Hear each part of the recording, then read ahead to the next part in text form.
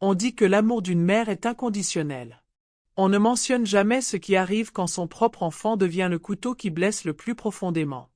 Je suis assise dans mon petit appartement maintenant, la lumière du soleil filtrant à travers les rideaux. Je me suis choisie, et je vous raconte cette histoire, non par pitié, mais parce que le silence a failli m'enterrer vivante. Bonjour, cher ami. Si vous m'écoutez de Paris, Lyon, Marseille ou n'importe où entre les deux, veuillez partager votre ville dans les commentaires ci-dessous. Abonnez-vous si les histoires de révolution tranquille vous parlent. Parce que ceci est à moi, ma confession, ma vérité, ma liberté. Laissez-moi vous ramener là où tout a commencé, à la maison qui est devenue ma prison, à la trahison qui m'a brisé. La maison de la rue des Tilleuls n'a jamais vraiment été à moi. Oh, légalement, elle l'était, le nom de mon mari Claude est passé au mien sur des papiers légaux après ses funérailles. Mais les maisons ont des souvenirs, et celle-ci se souvenait de la porcelaine de sa mère, du fauteuil de son père, de 40 ans de dîner de famille où j'étais la cuisinière, jamais l'invitée. Claude est mort un mardi. Une pneumonie l'a emporté, comme l'hiver qui s'empare de l'été. Je me souviens de l'odeur de l'hôpital, l'eau de Javel et le chagrin mêlé à la légère odeur de son eau de Cologne sur le col de mon manteau. L'enterrement a duré 3 heures. La solitude dure depuis 3 ans. Marc, mon fils, a emménagé 2 semaines plus tard. Juste temporaire, maman, a-t-il dit, sa femme Sophie le suivant avec leur bagage de créateur. En attendant qu'on trouve quelque chose d'approprié. Adapté. Le mot avait un goût de métal dans ma bouche. Notre maison familiale de 3 chambres ne leur convenait soudain plus, mais ma cuisine, mon ménage, mon chéquier, tout cela leur convenait parfaitement. Sophie est entrée dans ma cuisine comme si elle lui appartenait. Elle a réorganisé mon étagère à épices. Elle a jeté ma salière en céramique parce qu'elle ne correspondait pas à son esthétique. Elle m'a parlé sur ce ton parfait des femmes françaises, des mots polis enroulés autour d'un verre tranchant. Oh, maman Claire, tu devrais vraiment rénover cette cuisine. Elle est tellement pittoresque. Pittoresque. Comme moi. Comme ma vie. Comme la femme qui a donné naissance à son mari, qui l'a soutenu dans ses fièvres et ses chagrins, qui lui a appris à lasser ses chaussures et à dire ses prières. Pittoresque. Je suis devenu le fantôme de ma propre maison. Passant sur la pointe des pieds devant leur chambre à l'aube pour ne pas les réveiller. Préparant le petit déjeuner qu'ils prenaient en consultant leur téléphone. Les regardant planifier leur avenir dans ma salle à manger, sur la nappe en dentelle de ma grand-mère, pendant que je faisais la vaisselle dans l'évier.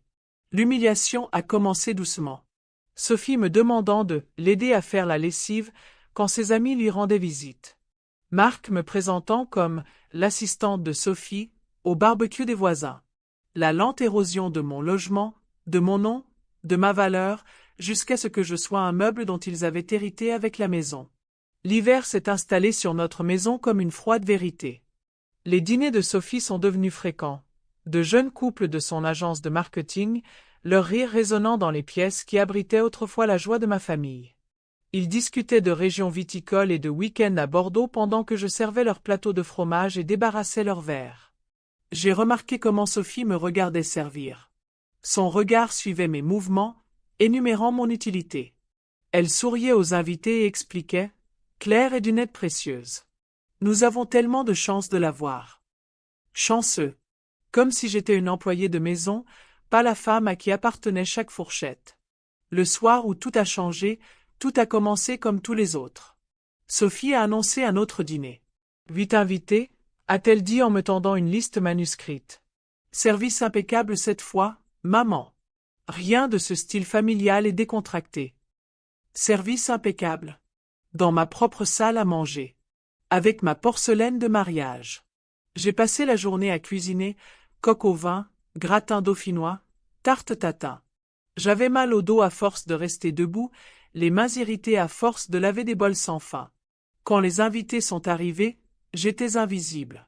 La femme qui avait passé 8 heures à préparer leur repas aurait tout aussi bien pu être le papier peint.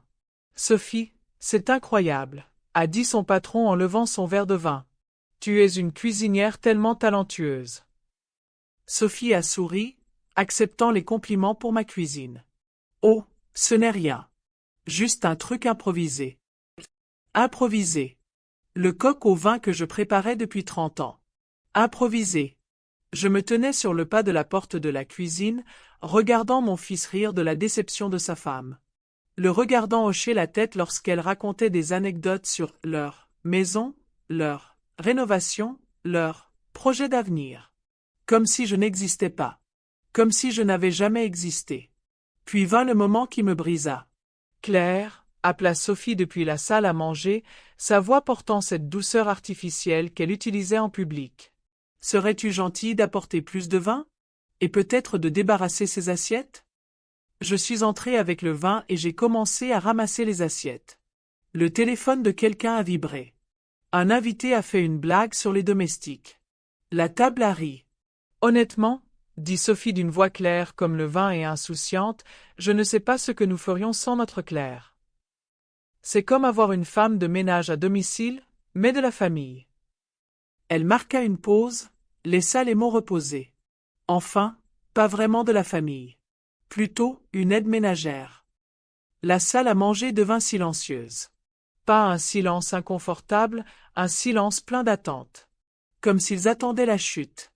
Marc a tellement de chance, continua-t-elle, la main sur le bras de mon fils. Hérité d'une maison et d'une femme de ménage en un seul paquet. Mais je suppose que nous devrons bientôt faire quelques changements. Du vrai personnel, vous savez? Des gens qui comprennent le service. Les assiettes dans mes mains tremblaient. Non pas à cause de l'âge. De rage. De réaliser que mon propre fils, le garçon que j'avais bercé pour m'endormir, qui m'avait appelé « maman », avec sincérité hochait la tête. Acquiescent. Complice. J'ai posé les assiettes. J'ai souri. Bien sûr, ai-je dit d'une voix ferme. Tout ce dont tu as besoin. Je suis allé à la cuisine. J'ai enlevé mon tablier. Je l'ai accroché au crochet près de la porte. J'ai enfilé mon manteau. Et je suis parti. Je n'ai pleuré qu'en arrivant au parc. Puis je me suis assise sur un banc sous la lumière des lampadaires et j'ai pleuré pour la femme que j'étais devenue. Pour la famille que j'avais perdue. Pour la maison qui était devenue ma cage. Je suis restée chez ma sœur Margot ce soir-là. Elle m'a fait du thé et m'a écouté sans me juger pendant que je lui racontais tout. Comment j'avais été effacée de ma propre vie. Comment mon fils avait vu tout cela se produire. Que vas-tu faire? A-t-elle demandé. Je ne savais pas. Je me sentais vide. Comme si quelqu'un avait gratté. J'ai vidé mes entrailles et n'ai laissé que la coquille. Mais le lendemain matin, je suis rentrée chez moi. La maison était calme, Marc et Sophie étaient partis travailler. Leur plat du petit-déjeuner était dans l'évier. Un mot sur le comptoir. Claire, le pressing a besoin d'être récupéré. Dîner à 19 heures. Comme si de rien n'était. Comme si je n'avais pas été humiliée publiquement dans ma propre salle à manger. Comme si ma dignité était aussi jetable que leurs assiettes de petit-déjeuner. Je me tenais dans ma cuisine, non, leur cuisine maintenant, apparemment, et j'ai senti quelque chose changer. Plus de tristesse. Quelque chose de plus dur. Quelque chose qui se construisait depuis 3 ans. Je me suis dirigée vers le bureau de Claude. La seule pièce que Sophie n'avait pas redécorée. Son bureau contenait encore ses papiers, son stylo-plume, ses lunettes de lecture. Je me suis assise sur sa chaise et j'ai ouvert les tiroirs que je n'avais pas touchés depuis sa mort. Dans le tiroir du bas, derrière de vieilles déclarations d'impôts, j'ai trouvé un dossier en papier craft marqué « Claire, important ». Mon nom de la main soignée de Claude. À l'intérieur, relevé bancaire, police d'assurance, acte de propriété. Et une lettre. Ma chérie, commençait-elle, si tu lis ceci, je suis partie et tu remets tout en question. Je connais notre fils. Je sais comment il pense, comment il compte l'argent avant l'amour. J'ai vu comment il regarde cette maison, nos économies, ton héritage. J'ai pris des dispositions. Tout est à ton nom seul. La maison, les comptes, les investissements, tout est à toi. Ne les laisse pas prendre ce qui est à toi. Ne les laisse pas te prendre. Claude, il y avait d'autres papiers. Des documents juridiques. Un testament que je n'avais jamais vu.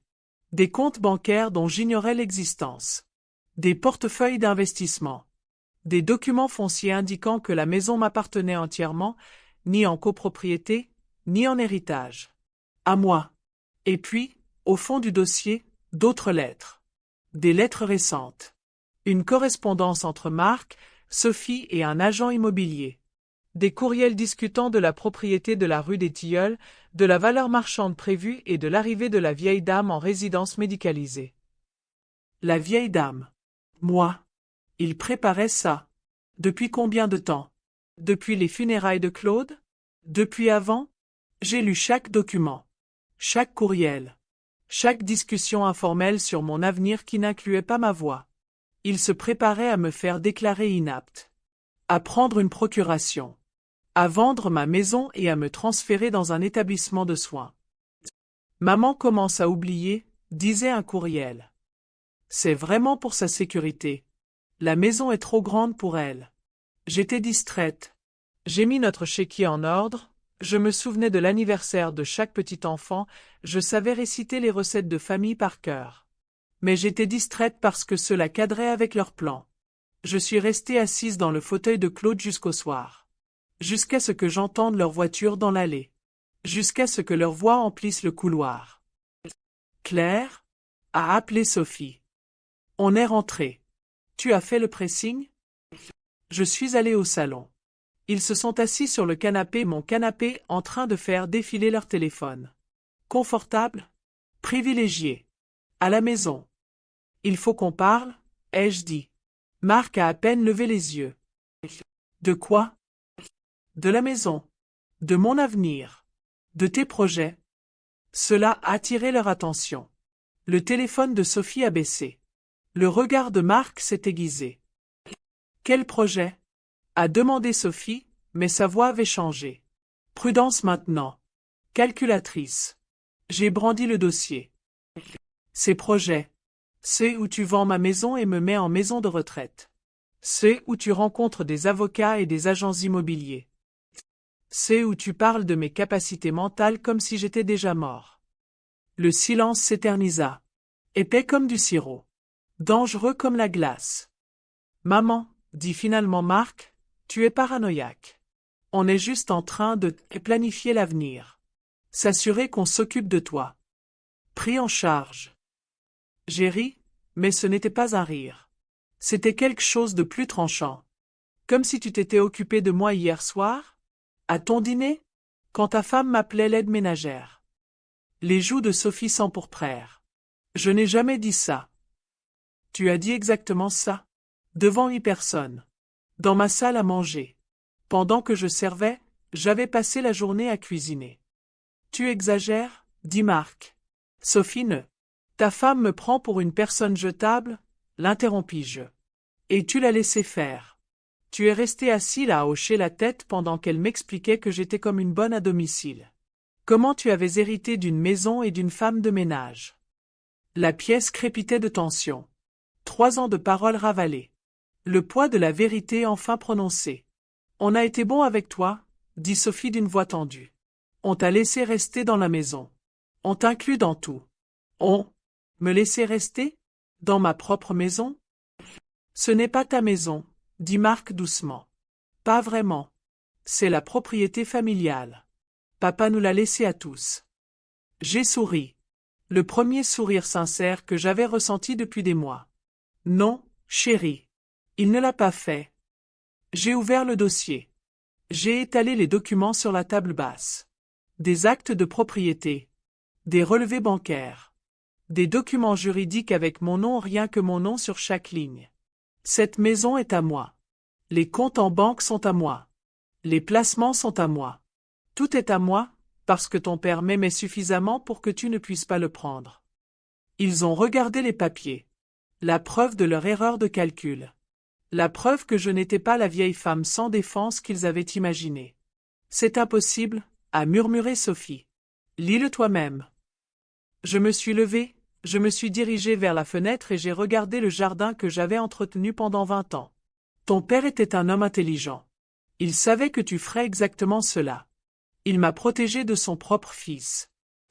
Le lendemain matin, j'ai appelé mon avocat. J'ai transféré les comptes joints à mon nom uniquement. J'ai changé les serrures. Ils ont emballé leurs affaires soigneusement et respectueusement et les ont laissées sur le porche. À leur retour du travail, ils ont trouvé des valises et un mot. Vous avez jusqu'à vendredi pour trouver un nouveau logement. Votre accès à mes comptes a été révoqué.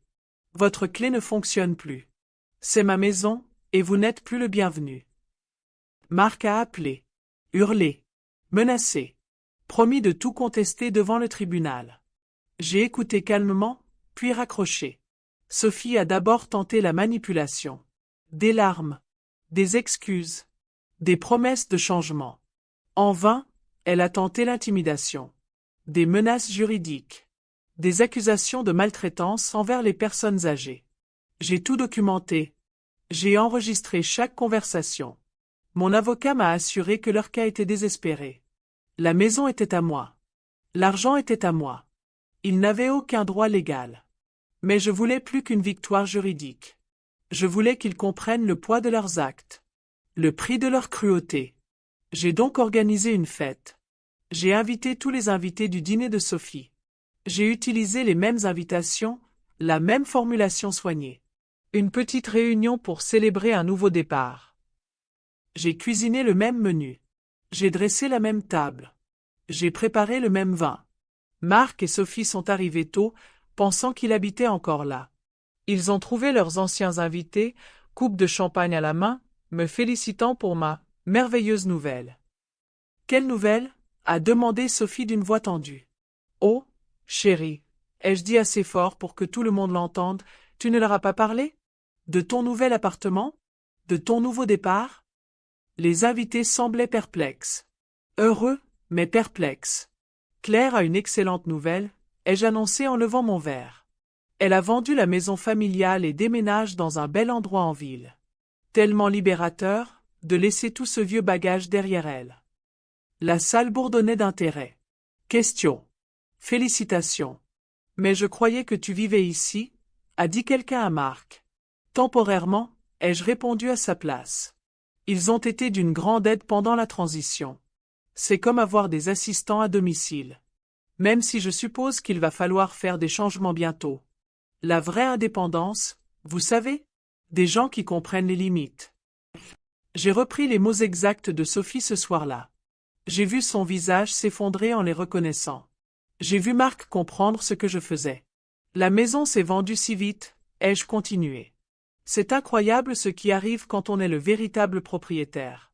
Pas de complications familiales. Pas d'obligations. Juste une propriété propre et simple. Les invités ont murmuré leur approbation. On a parlé de la valeur des propriétés et de leur emplacement. On a levé nos verres à un nouveau départ. Sophie a essayé de parler, d'expliquer, de sauver quelque chose. Mais que pouvait-elle dire? Qu'ils s'attendaient à hériter de ma maison? Qu'ils avaient prévu de me placer en maison de retraite? Qu'ils me traitaient comme une aide à domicile depuis 3 ans? Marc l'a tiré vers la porte. On devrait y aller, a-t-il marmonné. Bien sûr, ai-je dit chaleureusement. Merci pour tout. Vraiment. Tu m'as tellement appris sur la famille. Sur la confiance. Sur la différence entre l'amour et la commodité. Ils sont partis sans un mot de plus. Ils ont quitté la maison qu'ils considéraient comme la leur. Loin de l'héritage qu'ils comptaient réclamer. Loin de la femme qu'ils avaient sous-estimée. La fête a continué. Les invités ont trinqué à mon indépendance. Mon courage.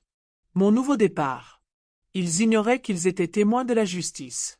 Une justice silencieuse, précise, dévastatrice. J'ai vendu la maison en un mois. J'ai déménagé dans un petit appartement près de la rivière.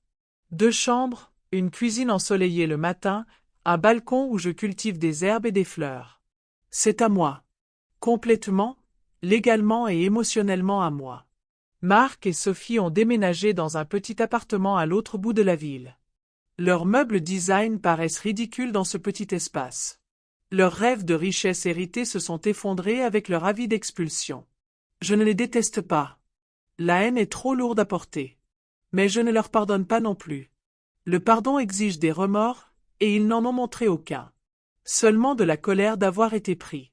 Seulement du ressentiment d'avoir perdu ce qui ne leur a jamais appartenu.